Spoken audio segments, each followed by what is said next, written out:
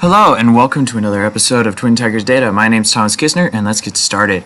Today we will be talking about one of the most important parts of D&D and also every other video game, not video game, well, kind of video game, but every other game series. NPCs specifically. Who are they? Well, they're anyone that isn't being played by one of the other people that are there. So for example, if you have three people at the table besides you, the three people that the people that the players are playing, those are all considered player characters. NPCs are what they don't play. These include the royals, the shopkeepers, the evildoers, and all those that are in between those areas. They can be modified with their base templates and turned into something stronger. For examples, adding hit dice, giving them stronger stats, more spells, a few class levels, maybe even some feats to give them an extra oomph. The types. Now, the majora, or the major ones, are usually your villains, your allies, and your background characters that are key to the story. For example, the lady that starts off the adventure, or the king who tells you that you need to go on this quest, or maybe your family. Those would be the majora. However, the minora, the rest of the people, are the people who kind of don't really get a name to them most of the time, or you barely pay any attention with them. For example, civilians, nobles, not including the king and his family, soldiers, allied troops and enemy troops alike, and shopkeepers everywhere from the metropolis to the small, simple thorp. Personalities. They should be kind of built like a PC when it comes to the big four if you're doing D&D or whatever system you're running. Inside the newest version of D&D 5th edition, there are two personality parts, a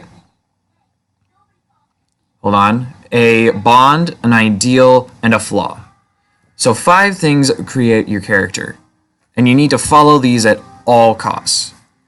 Make them unique in a way. Focus on the backgrounds of the people that you're making them play at, that you have to play as for your characters and your players. Make the end goal of the NPC reflect the actions that they're going to do. A devious villain may deceive players in order to get the magical item he wants, while the royal prude makes players hate him until something else is done because he's doing everything he wants, only not what other people want. Now, the appearance.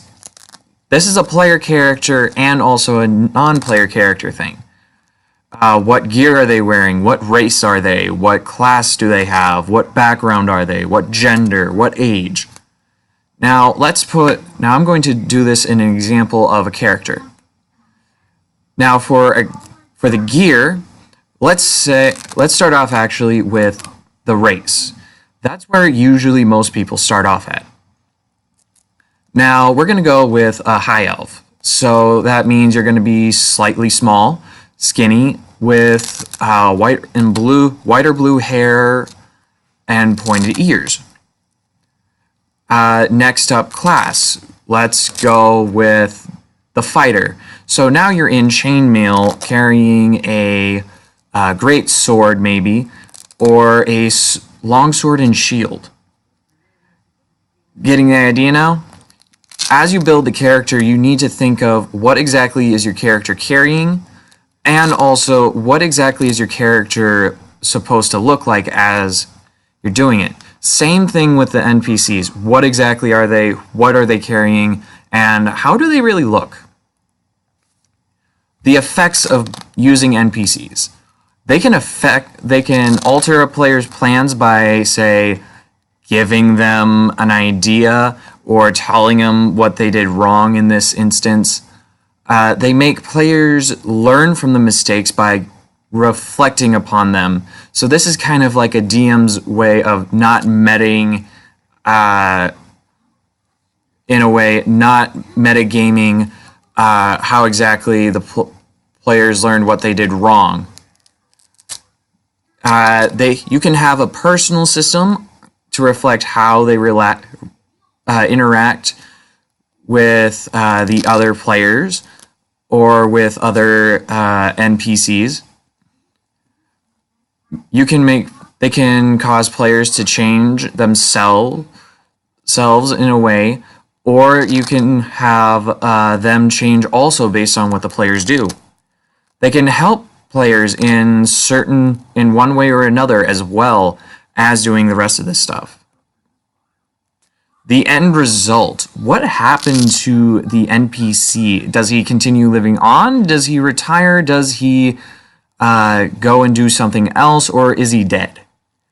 Did they get to where you wanted them in the end, or did they die a little too early for where you wanted them to be? And finally, did the players learn what they needed to before they disappeared or died? This means if they were supposed to be someone who was going to help the players in a major way and supply them the information on how to kill, say, the great god Cyric, and he wasn't able to give you that information, that would be something that you might want to bring another person in to replace that NPC if they died.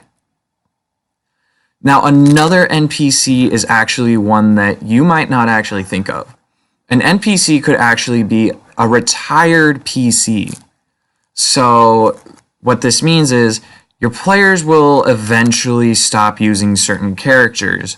So they say, you know what, I'm done using this character now. He's as high as I want him to be. So I'm not going to play him anymore. So after that, you say, okay, I can take him off your hands for you. Now you get him. Now you get to place them anywhere you want. However, I would suggest placing them in the last town or near the place that they were doing something, and have them be doing the same thing they were doing before, except possibly more carefully. Possibly you could make them live in an old cottage out in the middle of nowhere. Or maybe they can take an apprentice to help them learn what they were doing, learn from what that player character did. Talk to your however, before you decide on anything, talk to your players to see how they want their characters to end their lives in your world. And before any of this happens, though, you need to ask for permission to keep the character on you to have him permanently stay in your world.